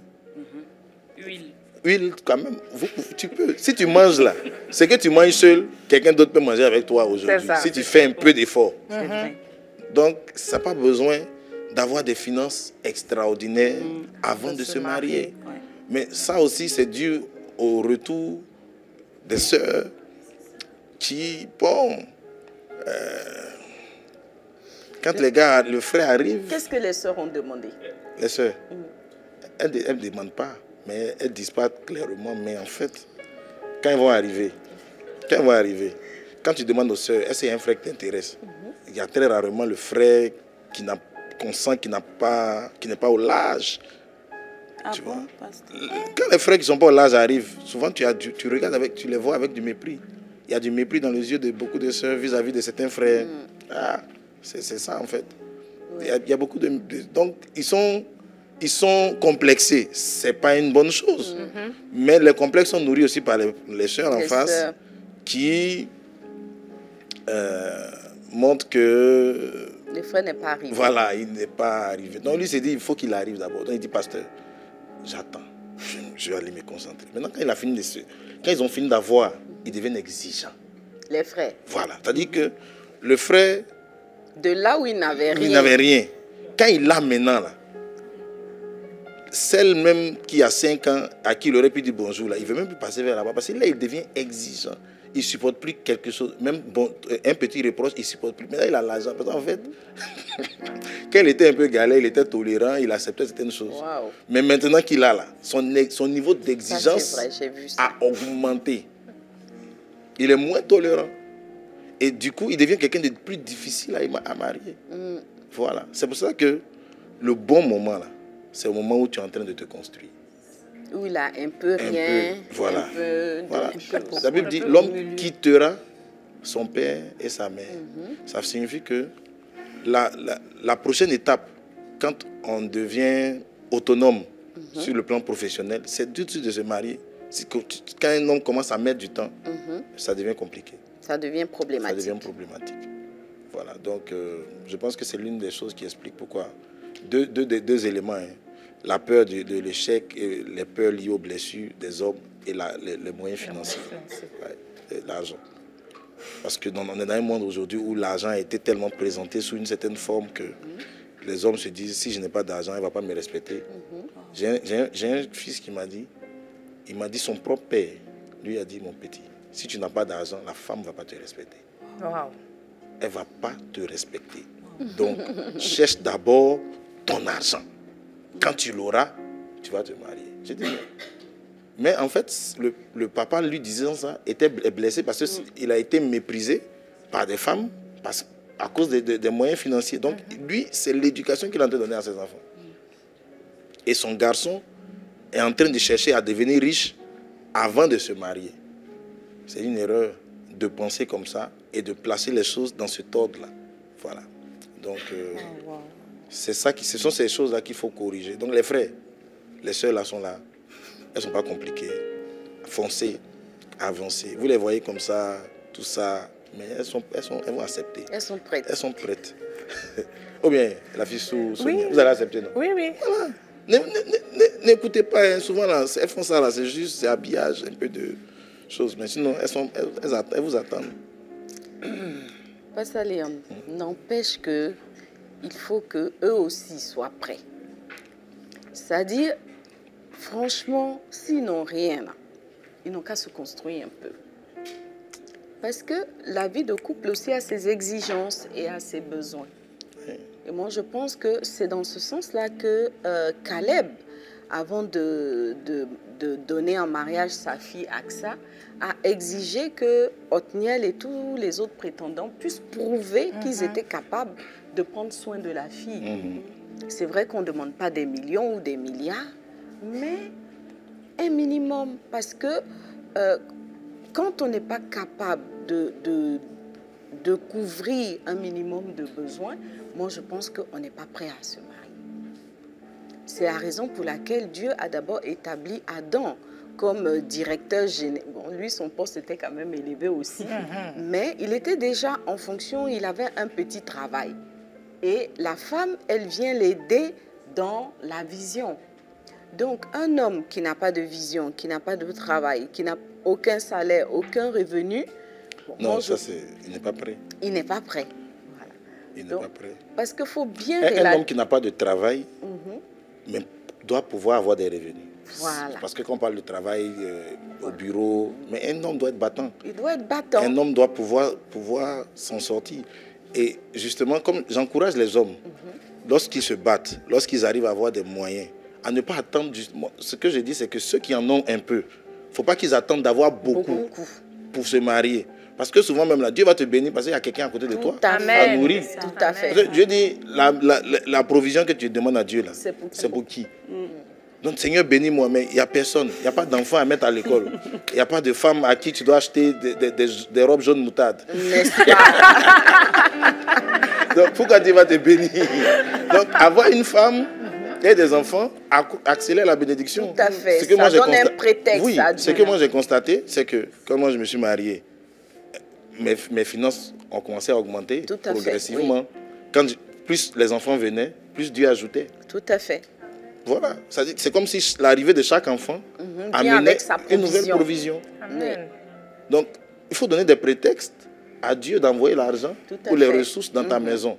Donc, prends une femme, tu vas voir que ça va accélérer certaines ressources. Mais il faut que tu aies le minimum de pouvoir te prendre en charge. Tout à fait. Et avoir de la place pour prendre en charge une femme aussi. Voilà, qui viendra certainement en soutien, mais qui ne doit pas être le principal et de qui on doit tout attendre. Ça, c'est du gigolotisme. Voilà, donc un homme doit être responsable. Il doit pouvoir assurer ou assumer le minimum. Et puis, au fur et à mesure, la provision va venir. Et il ne faut pas que la femme, quand elle trouve un homme comme ça, elle soit exigeante. Je connais un foyer, maman, où au moment de choisir le domicile familial, l'homme a dit, voici ce que je peux payer. Restons ici. Et la femme a dit, nia, moi, je peux payer. Donc, on va aller dans tel endroit. Ok. Le gars, il s'est laissé faire. Là, c'est lui qui s'est laissé faire. Oui, parce qu'en fait, il faut bien qu'ils habitent quelque part. La femme dit, elle n'est pas prête à habiter dans un 2 chambres salon. Elle, ce n'est pas son standing. Il faut une villa, etc. Le gars dit, ok. Quelques années plus tard, elle dit, participe pas aux charges. Il ne fait pas ceci. Le gars dit, bon. Bon, attends, lui, quelques années plus tard, il était toujours bloqué. Bloqué, c'est-à-dire? Bloqué au niveau de la première maison, première charge. Oui, il était bloqué. Parce que les charges, ce n'est pas une petite... La différence n'est pas... C'est pas une petite différence, en fait. C'est pas une petite différence. Ça dit que les nouvelles charges, là, lui-même, ce qu'il envoie, là, ça engloutit ça rapidement. Mais justement, en plus, ça a été de la frustration. C'est ça. Voilà, c'est ça le vrai problème. C'était de la frustration parce que c'est comme si on lui montrait qu'on n'a pas besoin de ton argent. Bon, donc, il est resté les bras croisés. Mais comme la femme n'est pas mandatée ou n'a pas reçu comme mandat. Ce n'est pas son cahier de charge. Son cahier de charge. Je cherche le bon mot. Formaté pour faire ce travail. Tout à fait. Elle le fait en étant frustrée. Elle ne peut pas le porter. Elle ne peut pas porter. Donc, ce n'est pas que la sœur n'a pas les moyens de continuer. Mais justement, comme tu n'as pas c'est-à-dire le logiciel qui pas outillé pour le ça. logiciel en toi n'est pas paramétré pour que tu assures la charge de la maison. Donc, tu es frustré, blessé. Et là, maintenant, tu en veux à ton mari. Tout à fait. Et maintenant, le gars dit, ben voilà où on a commencé. Est-ce qu'on peut reconnaître au moins ça? Il dit, ah, d'accord, ok. Donc maintenant, est-ce qu'on peut faire des choses à ma façon aussi? À ma façon, tout à fait. Et commencer à rendre grâce quand j'arrive à apporter ce que j'apporte. Parce que quand le peu qu'il apporte, c'est méprisé. On dit, oh, c'est sérieux ça. Non, attendez. Donc même s'il apporte un bonbon, on va estimer que non, on aurait voulu des quiches ou je ne sais pas moi, des trucs qui viennent de Mars et de Jupiter. Donc les apports sont méprisés. Du coup, il ne se sent plus important. Donc les rôles ayant été inversés, tout la à fait. frustration grandit. Donc il faut vraiment que même si la femme se marie à quelqu'un qui a moins de moyens, comme tu l'as dit dans l'émission précédente, elle doit savoir soumettre, si son mari dit habitons dans un studio. Même si tu as 10 millions par mois, habite dans le studio avec ton mari. Si c'est ce qu'il peut assumer comme charge et dans l'environnement dans lequel vous allez commencer, commence là-bas, ce ne sera pas votre finalité. Amen. Amen. Voilà, donc pour dire qu'il y a un timing qu'il faut suivre, il y a un timing en toute chose, il faut se déployer doucement, doucement. Dieu va de gloire en gloire. Il commence petit, il finit grand. Donc, ce n'est pas un problème d'épouser un mari qui ne gagne pas des masses chaque mois, mais il faut qu'en lui, on sente la volonté de prendre soin de sa famille, de prendre soin de sa femme. Parce que c'est ça qui est le plus important, la volonté. Quand la volonté est là, Dieu va faire le reste. Et moi, en fait, ce que je veux souligner, c'est qu'en général, les femmes, bon, donc je parle aux hommes, puisque Pasteur Léon a parlé et aux hommes et aux femmes. Moi, je veux m'adresser aux hommes pour dire aux hommes que, en fait, les femmes ne sont pas si exigeantes que ça. La femme, son besoin, c'est l'affection, c'est l'amour. Il faut pouvoir montrer à une femme qu'on l'aime, qu'on l'estime et qu'on est prêt à tout pour elle. Voilà, on est prêt à tout pour elle. Et moi, par expérience, je vois autour de moi que quand les femmes se sentent aimées, elles sont capables de se déployer. Yes. Donc, en général, quand elles savent que la bourse du monsieur est à un certain niveau, quand il leur prouve qu'il les aime, elles peuvent faire des sacrifices. Il y a beaucoup de femmes qui prennent en charge la popote de la maison. Elles savent que c'est l'un des chapitres les plus coûteux, mais elles le font par amour pour le monsieur. Quand l'homme aime, la femme gagne des ailes aussi. Mais inversement aussi, hein, quand l'homme est honoré, il est respecté, lui aussi gagne des ailes. Il pousse des ailes. Donc en fait, c'est que les bons sentiments, les bons gestes, les bonnes attitudes soient à leur place. Ce n'est pas une question financière, c'est une question de la femme est épanouie dans la relation. Les femmes ne sont pas aussi financières qu'on le pense en fait. Absolument. Non. En général, une femme qui a des besoins financiers élevés, elle va produire le fruit du travail qu'il faut pour pouvoir couvrir ses besoins. Quand l'homme sait... Quand elle comprend. Voilà. Quand elle comprend. Donc il y a des femmes qui ne comprennent pas. Il y a des femmes qui se disent que ça va venir du mari. Oui, tout à fait. Voilà, et que donc le choix même... Une sœur m'a dit, j'ai trop souffert pour aller prendre quelqu'un qui est dans l'à peu près. Donc déjà la mentalité avec laquelle elle se marie n'est pas la bonne. Et j'ai entendu des femmes qui ont les moyens de dire, j'ai de l'argent, je n'ai pas besoin d'un homme. Tout à fait. Je gagne bien ma vie, est-ce que j'ai besoin d'un homme? Donc malheureusement, dans l'esprit de certaines femmes, on se marie parce qu'on a un besoin, on a le besoin que quelqu'un vienne prendre en charge certaines choses dans notre vie. Donc certaines femmes disent, mais j'ai de l'argent, est-ce que j'ai besoin encore d'un homme? C'est un mensonge. C'est mettre l'argent au centre. Donc les hommes qui mettent l'argent au devant pour fuir le mariage, et les femmes aussi qui le font dans un sens où elles se disent, il faut que je prenne quelqu'un qui en a beaucoup, ou dans celles qui se disent, j'en ai déjà, donc j'en ai pas besoin. tout ce mensonge-là est un des problèmes qui retarde le mariage dans la vie de beaucoup de personnes. Amen. Amen. Voilà. Amen. Donc les sœurs, voyons avec les yeux de l'esprit. Yeah. Voyons avec les yeux de l'esprit. Je ne vais pas revenir sur mon témoignage, mais faites comme moi. Voilà, il faut voir avec les yeux de l'esprit. Yeah. J'ai souvent raconté ce témoignage, ou peut-être pas, je ne sais plus. Mais quand moi, j'étais en âge de me marier, il y avait beaucoup de prétendants. Hein, et celui que j'ai épousé, il était le moins 10 ans, en quelque sorte, financièrement ou matériellement. C'était vraiment celui qui, limite, n'avait rien. Il y avait tout type. Il y avait des chercheurs agrégés, il y avait des diamantaires. Chabaya. Donc, il y avait vraiment des personnes qui avaient des ressources suffisantes, avec beaucoup de propositions, mais j'ai su voir, en fait, le prince sans carrosse. Maman, dis encore, dis encore. Le prince sans carrosse. J'ai su voir le prince sans carrosse. Il faut se laisser conduire par l'esprit. Amen. Les choses ne sont pas toujours matérielles ou financières.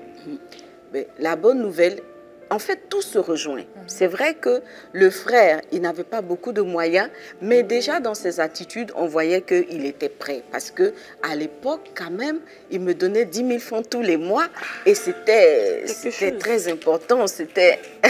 C'est important. C'est important. Ouais. Il faut qu'on sente le désir d'eux, il faut qu'on sente la personnalité du frère, c'est-à-dire sans argent. Parce que celui qui est fidèle dans les petites choses les sera dans les grandes. Amen. Donc il faut commencer par être fidèle dans les petites choses. Absolument. Donc un frère, peut-être il n'a que 5 000 francs par semaine. S'il peut donner 1 000 francs à la sœur par semaine, on sait que c'est un gars qui est bien. Il ira loin et quand il en aura beaucoup, il pourra faire beaucoup plus. Donc les sœurs doivent rester vraiment attentives, vigilantes, regarder le détail. Parce que le problème, c'est quoi?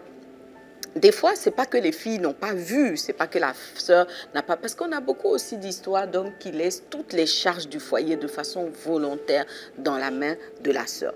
Simplement parce qu'au moment du mariage, elle avait plus de moyens. Il s'installe dans un confort qui n'a pas lieu d'être. Donc, il ne progresse pas. Ouais. Voilà, c'est de l'irresponsabilité. Ils ne veulent pas faire plus, ils ne veulent pas faire mieux, ils ne veulent même pas chercher du travail. Mais le problème, c'est quoi? Pourquoi les sœurs se retrouvent dans de telles situations? Dans près de 80% des cas, ce n'est pas qu'elles n'ont pas vu. Elles ont aperçu l'attitude, elles ont aperçu la personnalité de l'individu. Mais le truc, c'est qu'elles avaient trop envie de se marier. Elles avaient trop envie d'avoir la cérémonie de mariage. Elles avaient trop envie de porter la robe de mariage.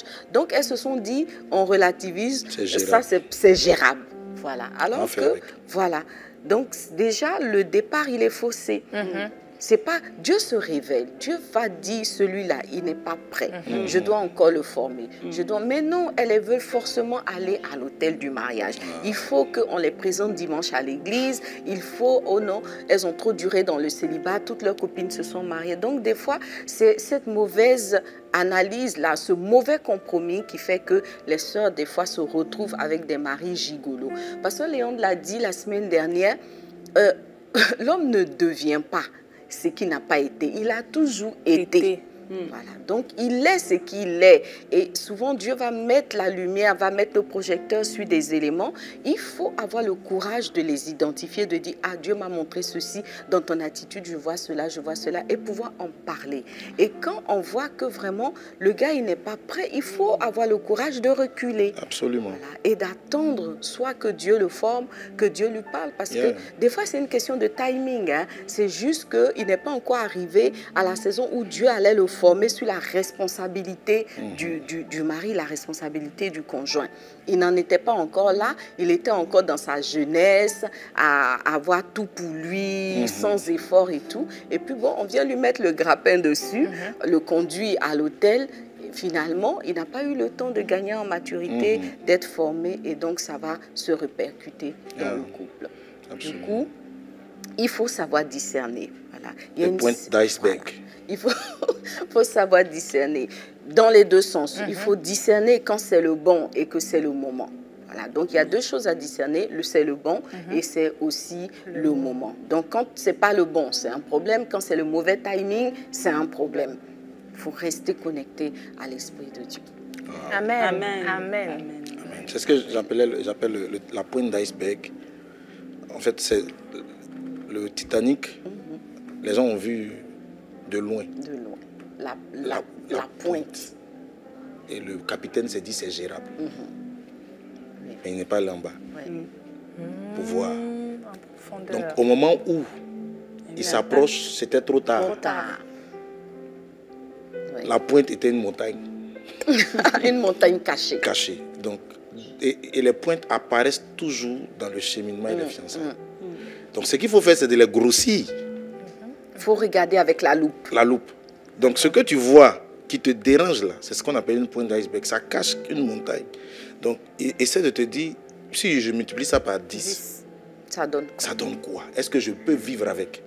Avant de te dire, je peux gérer, c'est la bonne façon de faire. De dire, cette attitude-là me dérange. Chaque fois qu'on est ensemble, sa façon de parler ou de faire me dérange. Je veux multiplier ça par 10. Quand ça arrive à ce niveau-là, est-ce que je serai toujours à l'aise dans la relation? Si oui, continue. Si non, m'impose d'abord. Il n'y a rien qui presse. Parce que sinon, tu vas te marier, mais après, on va venir régler les problèmes. Voilà.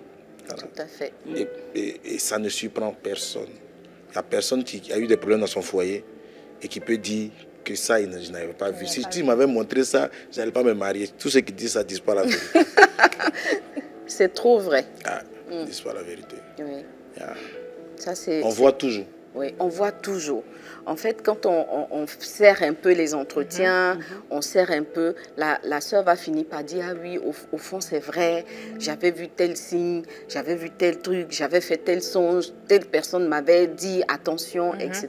Donc il y a toujours des signes annonciateurs, il y a toujours une révélation qu'il va falloir prendre en compte. Quand on ne la prend pas en compte, ça rattrape forcément. D'accord.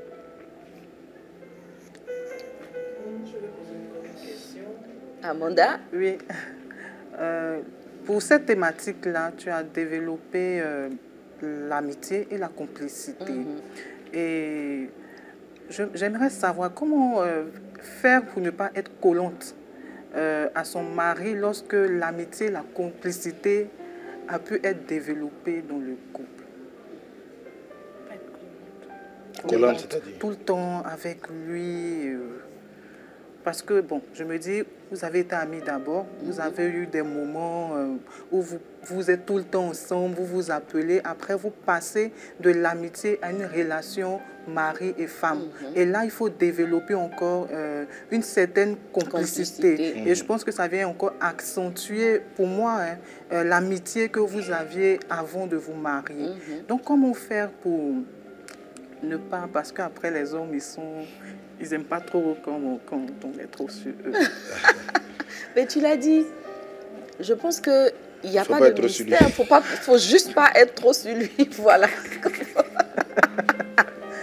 Comme Pasteur Léon le dit. En fait, il faut savoir que tout excès est nuisible. Dans toute chose, dans tous les sens. Tout excès est nuisible.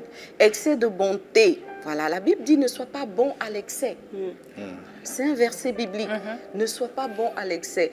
Donc l'amitié à l'excès va poser problème. Tout ce qui dépasse une certaine limite, une certaine frontière, va poser des problèmes.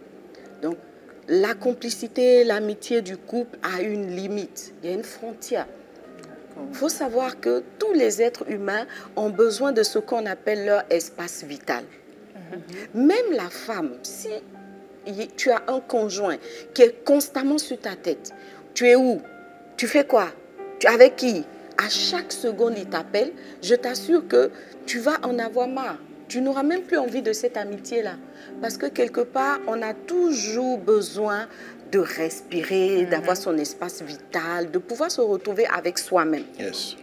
C'est très important. Donc, il ne faut pas saturer l'autre par sa présence. Alors, l'excès d'amitié ou de complicité va se manifester comment? D'abord par, déjà les femmes, l'excès de parole. L'excès de parole, ça me fait rire parce que moi, ce matin, je disais à mon mari, j'ai l'impression que j'ai trop parlé là, je parle trop. Mais c'est des choses, en fait, l'esprit t'attire dessus. Voyez? Moi, depuis la veille, je lui expliquais des choses, j'explique. C'est-à-dire, chaque fois que je suis dans sa présence, je parle. Chaque fois que je suis dans sa présence, depuis 3 jours, un moment, le Saint-Esprit m'a dit, tu ne trouves pas que tu as trop parlé? Et si tu te taisais un peu? Donc, en fait, il y a toujours l'esprit en nous qui va nous dire, attention, lanterne rouge, feu rouge, tu es en train de dépasser une limite.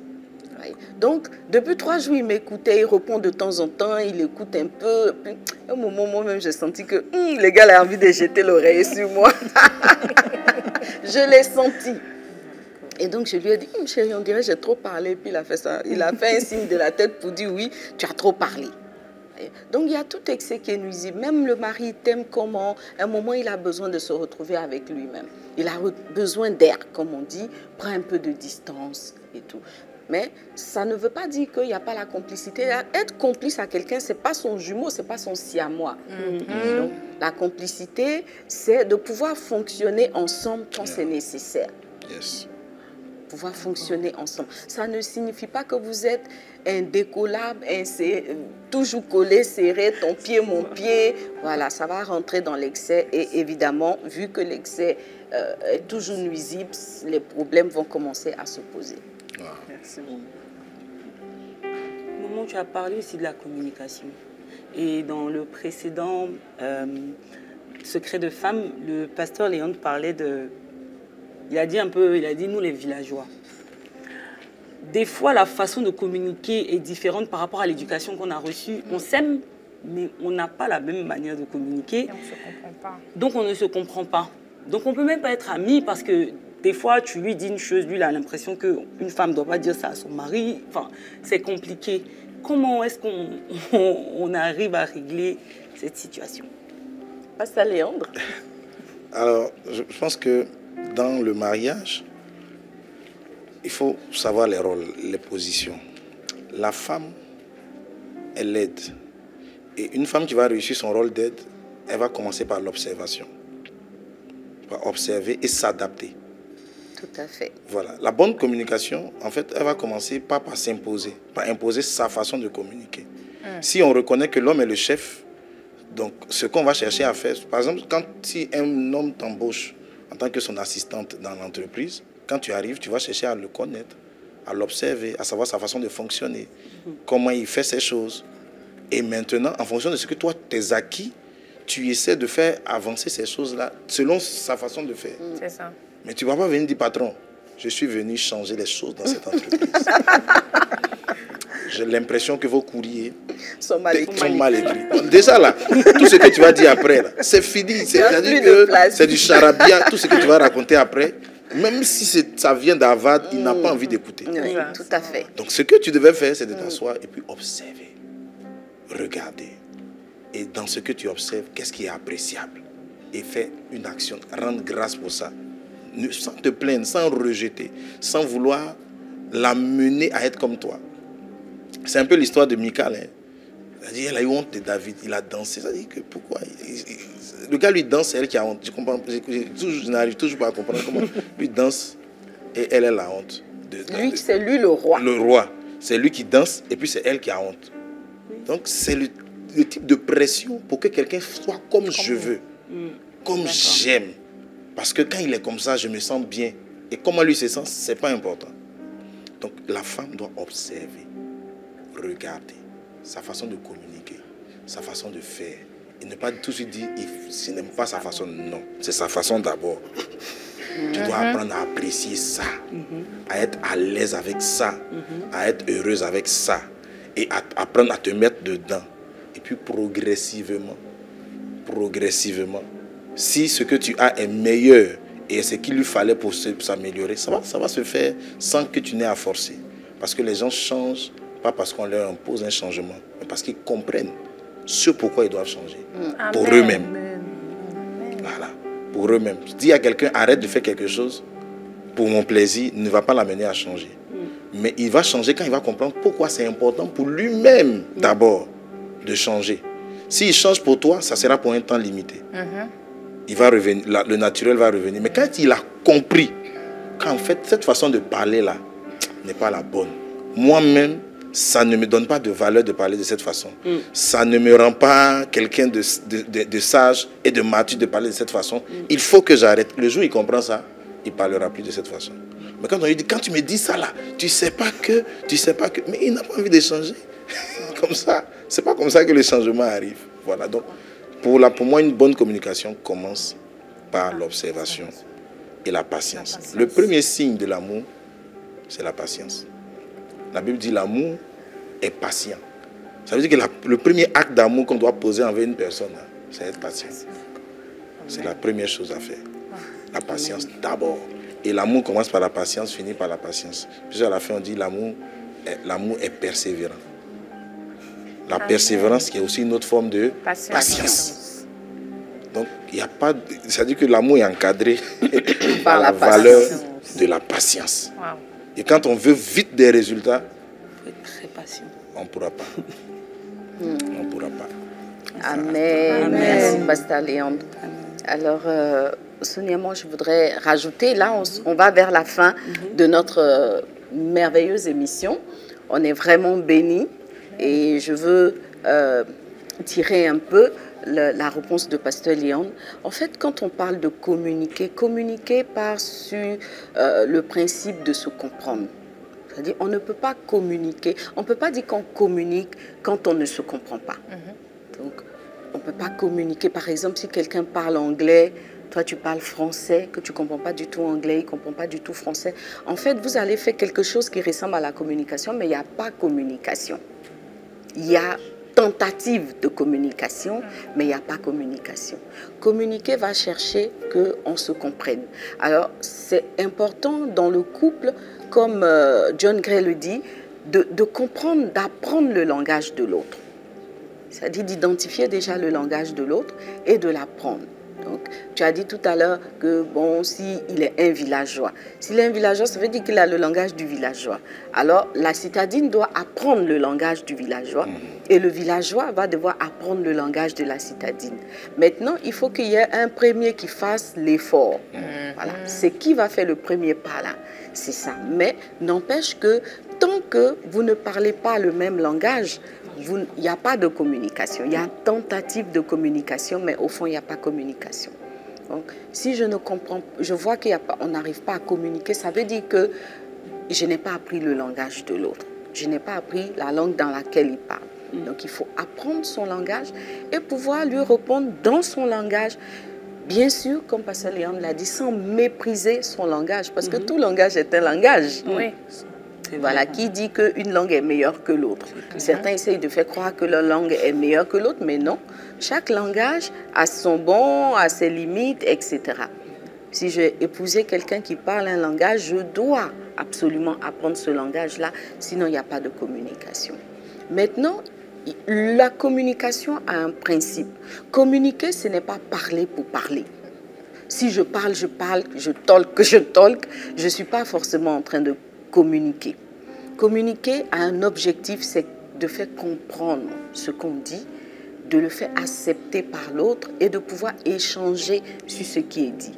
Alors, souvent dans les couples, les gens parlent, mais ils ne communiquent pas. Parce que l'objectif n'est pas visé et évidemment, si on ne vise pas un target, on ne peut pas l'atteindre. Alors pourquoi je parle? Parce qu'il y a beaucoup de femmes qui ont ce problème-là. Elles ne sont pas contentes, elles vont parler. Mais est-ce que tu as communiqué? Est-ce que l'autre t'a comprise? C'est ce que Pasteur Léon dit. Il faut qu'il te comprenne et qu'il veuille maintenant accepter. Donc, il faut pouvoir se faire comprendre. Donc, des choses qui font qu'on ne peut pas se faire comprendre, l'irritation va empêcher la compréhension, les cris vont empêcher la compréhension, l'excès d'émotion va empêcher la compréhension. Donc quand je sais ça, c'est des éléments que dans mon mixeur, je vais faire baisser les décibels. Je fais baisser la colère parce que je veux me faire comprendre. Je fais baisser les cris parce que je veux me faire comprendre. Je fais baisser les émotions parce que je veux me faire comprendre. Moi, ça m'a pris des années pour le comprendre, mais maintenant, j'ai compris. Quand je veux me faire comprendre, je n'écris pas. Si je crie, c'est que je n'attends pas de résultat. je veux juste diafoule quoi pour me défouler. Mais si j'ai l'intention de communiquer, je n'écris pas. Yes. Quand j'ai l'intention de communiquer, je fais baisser mes émotions. Donc, il y a une table de mixage qu'il faut gérer en matière de communication. Et c'est très important. La dernière chose, il y a des codes dans la communication. Il y a des mots magiques dans la communication. Et j'ai déjà enseigné sur ça. Je dis, une bonne femme qui veut avoir une bonne communication avec son conjoint, il y a 3 mots qui doivent faire partie de son langage presque constamment. Merci, pardon, bravo. Wow. Voilà. Ça, il y a des secrets de communication. Voilà. Donc, si je suis par exemple une régie publicitaire, je veux communiquer sur un produit, il y a des secrets pour atteindre ma cible. C'est la même chose dans le couple. Il y a des mots-clés qui font que le mari va prêter l'oreille. Voilà. On dit souvent que l'homme qui est célébré est plus à l'écoute de son épouse. Il siège au milieu des louanges. J'aime trop Pasteur Léon. Voilà. Donc l'homme siège au milieu des louanges de son épouse. Yes. Donc il faut le savoir. Il y a des femmes qui ne savent pas dire merci à leur mari. Il a fait une chose, tu ne lui as pas dit merci. Pour la chose 3, tu vas te plaindre. En temps 1, tu n'as pas dit merci. 2, tu n'as pas dit merci. Ou 2, c'était peut-être une gaffe que tu as faite, tu n'as pas dit pardon. Tu n'as pas dit merci, tu n'as pas dit pardon, mais tu es prête pour les réprimandes, les critiques, etc. Donc, il faut retenir ça, les filles. Merci, ça c'est le premier mot magique. Bravo, et puis pardon. Une fois que ces mots-là sont dans la communication, c'est bizarre, mais ça ouvre les oreilles de l'homme. Brusquement, il comprend le langage. Action de grâce. Voilà, donc la communication, en fait, c'est ça. Il y a un art. La communication est un art. Il faut vouloir communiquer, pas vouloir parler. Il faut vouloir communiquer. Et une bonne communication produit toujours des bons résultats. Absolument. Amen. Amen. Voilà, donc on veut encore dire merci au Seigneur, acclamer notre Dieu pour la présence de Pasteur Léon qui nous a vraiment bénis. Moi, je dis vraiment, le temps est trop court. On aurait voulu parler encore plus de choses. Donc, on va terminer l'émission.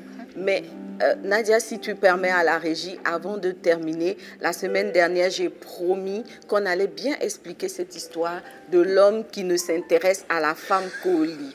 Pasteur Léon avait expliqué, n'est-ce pas, que pour l'homme, c'est 2 choses différentes. C'est pas la même équation. C'est pas la même équation. La vie normale et la vie du lit. La vie du lit. C'est 2 épisodes différents qui n'appartiennent pas à la même série. C'est ça, Pasteur Léon? Pas du tout. Pas du tout. J'ai une anecdote dans ce sens. Une sœur disait, ils sont allés aux obsèques de son propre père. Donc, ils ont fait la veillée. Et le soir, ils vont se coucher avec son mari. Là, alors, aux obsèques de son père. Le frère arrive. Elle dit, mais mon père est couché. Il dit, oui, mais le vieux est déjà mort. Le vieux est déjà mort. Laisse tomber. Non, là, franchement, ça illustre bien. Occupe-toi de ton mari. Occupe-toi du vivant. Occupe-toi du vivant. Laissez les morts enterrer les morts. Donc, ça montre vraiment la mentalité, la façon de concevoir le lit par les hommes. Je dis, c'est pas justement, même le stress. Un homme, quand il est stressé, il ne sait pas ce qui va l'amener justement à s'éloigner de sa femme. Au contraire, c'est ce qui va l'amener à se rapprocher davantage d'elle. Pourtant, la femme, quand elle est stressée, justement, elle a besoin d'entendre tout sauf ça. Tout sauf ça, parce qu'en ce moment, elle est vraiment stressée. Elle aurait préféré qu'on cause, qu'on rit. Or, l'homme, il veut bien rire et causer, mais ici, ça se solde. Si ça se conclut bien, la causerie a eu un sens pour lui. Pourtant, une femme, elle peut juste causer, rire dans le lit, taper, et puis c'est tout, et puis elle a dormi. Waouh. Elle a passé une très bonne nuit. Mais elle vient de dormir avec quelqu'un de frustré. Et le lendemain, bizarrement. Voilà. Pendant qu'elle est épanouie, Bon, le gars, il ne répond pas bien. Pas comprendre, ouais. On a bien causé la nuit. On a bien posé la nuit, on a passé une bonne nuit, mais en fait, la nuit n'est pas terminée. Oui, la nuit n'est pas bien passée pour le monsieur. Donc, c'est pour ça que même souvent, quand il y a les sorties de couple, parce que Moustapha me dit aux femmes, vous avez bien dansé, c'était bien. Mais pour les hommes, c'est maintenant que la soirée commence. Vous avez fini de danser, tout ça. C'était un moment bien sympathique. La sortie était bien. Il t'a offert des cadeaux. Tout ça. En fait, quand il est en train de faire tout ça, il est là, il regarde. Il s'est dit, je vais avoir un retour. Sur investissement. Sur investissement aujourd'hui, parce qu'elle est épanouie. Et quand tu arrives maintenant, il dit non, la soirée, on peut dormir, on est fatigué aujourd'hui, on a dansé, on a fait tout ça. Ah là, c'est maintenant que la soirée doit commencer. Donc, c'est pour ça que les femmes doivent comprendre ça vraiment. Et ne pas du tout utiliser le lit comme un champ de bataille. Ou un champ de chantage. Un champ de chantage. Ce n'est pas un endroit pour déposer les revendications. C'est vraiment la mauvaise façon de faire. C'est pas, parce qu'un homme peut vous promettre tout la nuit. Il peut promettre. Si tu lui dis non, il faut changer, il va dire je vais changer. Pourquoi tu m'as parlé comme ça? Je ne te parlerai plus jamais comme ça. Mais en fait, ça ne portera aucun fruit parce qu'il voulait simplement quelque chose. Donc, quand c'est l'heure de cela, la Bible est formelle, hein, ne vous privez pas l'un de l'autre. Donc, si la Bible a dit ça, ça veut dire qu'il n'y a aucune situation antérieure qui doit venir perturber le fonctionnement du lit conjugal. Donc, soit vous êtes en train de prier, soit vous êtes en train de ne pas vous priver l'un de l'autre. C'est important pour le foyer, pour le couple, pour faire croître la relation. Et pourquoi? Parce que ce tact-là, on peut le transposer spirituellement, c'est comme l'adoration. Voilà. Et l'adoration, on n'adore pas le Seigneur par envie, mais parce que c'est important pour faire grandir la relation. Tout à fait, waouh. C'est important pour faire grandir la relation. Un chrétien qui n'adore Dieu que lorsqu'il a envie, il ne sera pas un intime. Sa complicité ne va pas grandir, il n'aura pas l'amitié de Dieu. Mais un chrétien qui, même quand il n'a pas envie, il vient s'asseoir et dit mon âme, bénis l'Éternel. Amen. Et n'oublie aucun de ses bienfaits.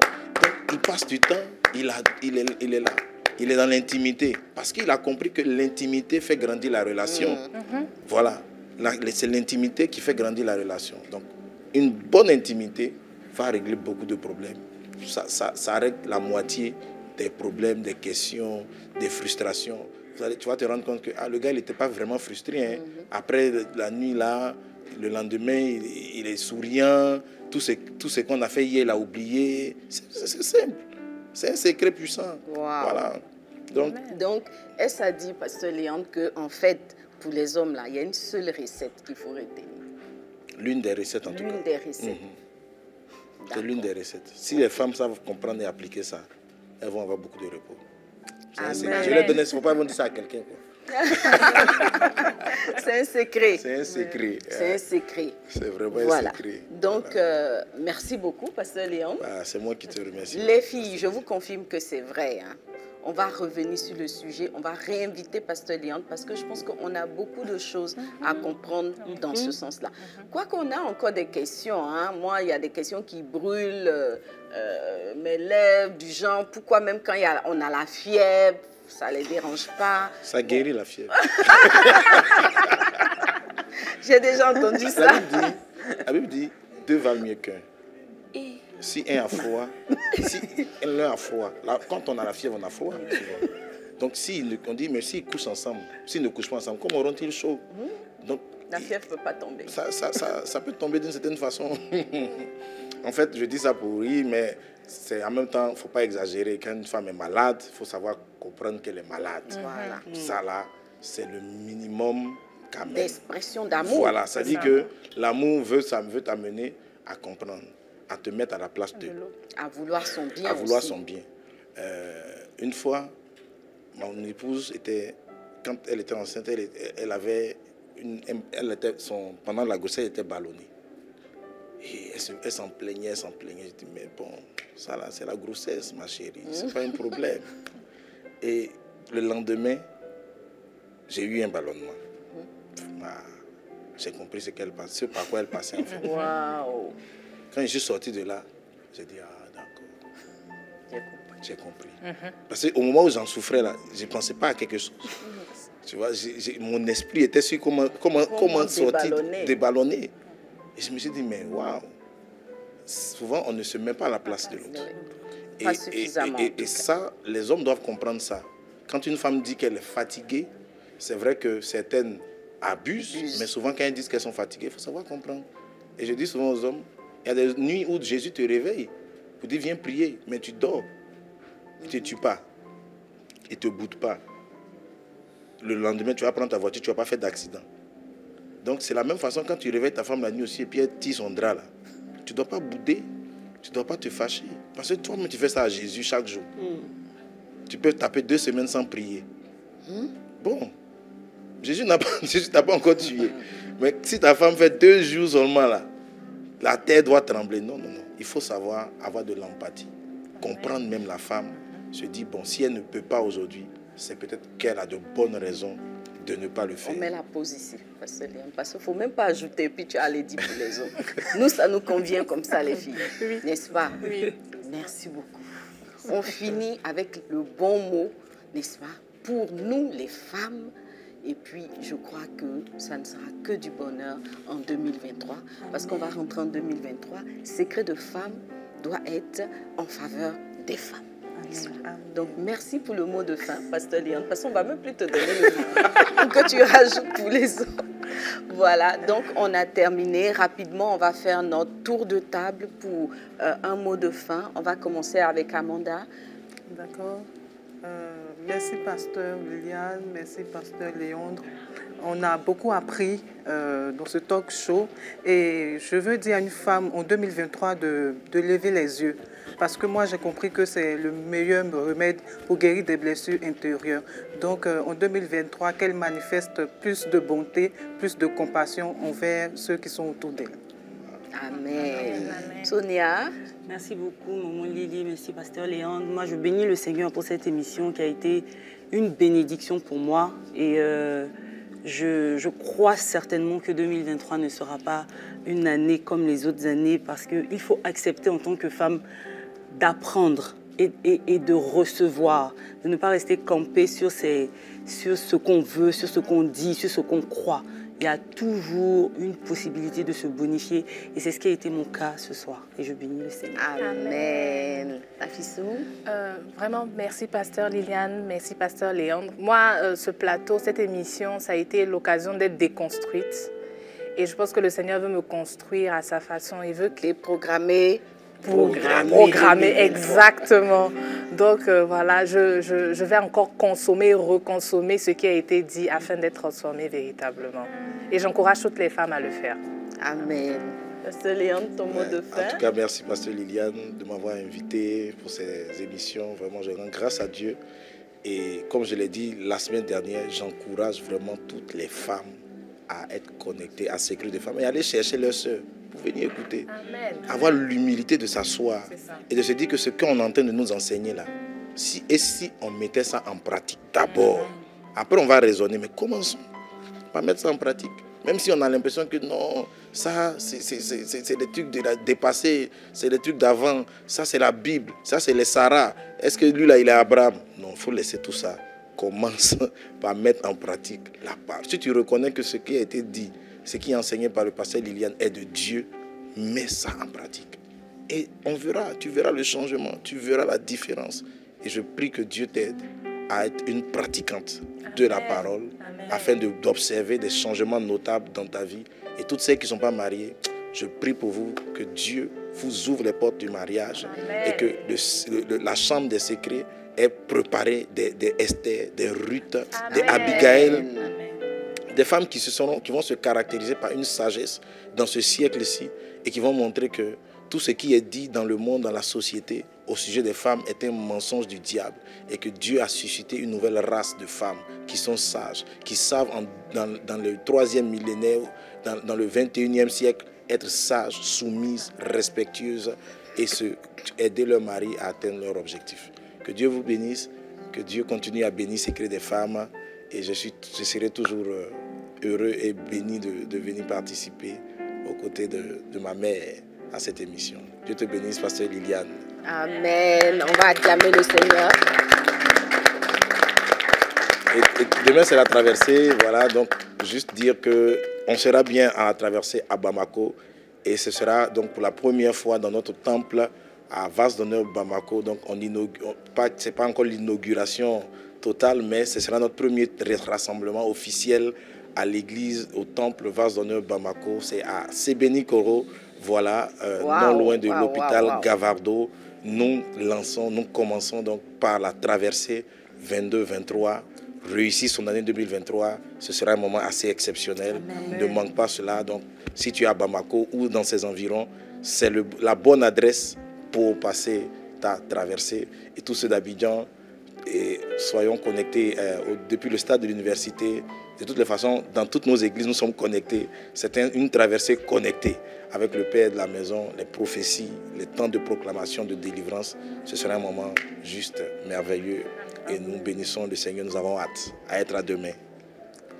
Waouh, voilà. Donc tout est dit et vous avez remarqué que je suis dans les couleurs de la traversée. Si tu ne savais pas ce que c'était que le jaune moutarde, voilà, c'est ça. C'est ça le jaune moutarde. Mais bon, vu qu'aujourd'hui c'est le 30, je crains pour toi si tu n'as pas encore pris ta tenue. Mais je crois que tu as pris ta tenue. C'était juste pour dire que nous sommes aux portes de la traversée. Comme Pasteur Léon l'a dit, c'est l'événement qu'il ne faut pas manquer, n'est-ce pas? Evelyne aussi est dans les couleurs de la traversée. Donc nous, franchement, on est prêtes pour la traversée. Sonia, la Fissou et Amanda, c'est accroché, c'est dans le dressing, c'est prêt. Donc rendez-vous en tout cas demain pour une soirée exceptionnelle, une nuit exceptionnelle dans la présence de Dieu, dans toutes les églises Vase d'honneur, partout dans le monde entier. Et si tu es loin d'une église, si tu es loin du stade de l'université, tu peux te connecter, rester en ligne pour entrer en 2023 de la bonne façon pour réussir 2023. Voilà, donc n'oublions pas aussi que le dévotionnel 2023 est disponible, celui du mois de janvier est disponible.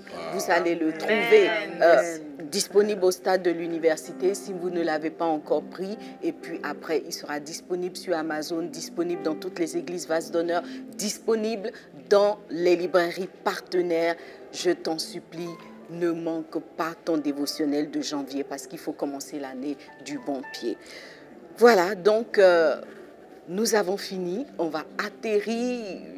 On a quelques soucis avec la réalisatrice qui crie au scandale et on a trop duré. Les filles, nos sujets là, c'est trop important. Il fallait qu'on presse un peu Pasteur Léon d'aujourd'hui pour avoir les bonnes réponses. Donc, à la réa, ne vous fâchez pas, on est ensemble.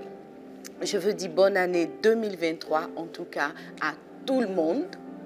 On va se tenir debout pour rendre grâce à Dieu, n'est-ce pas?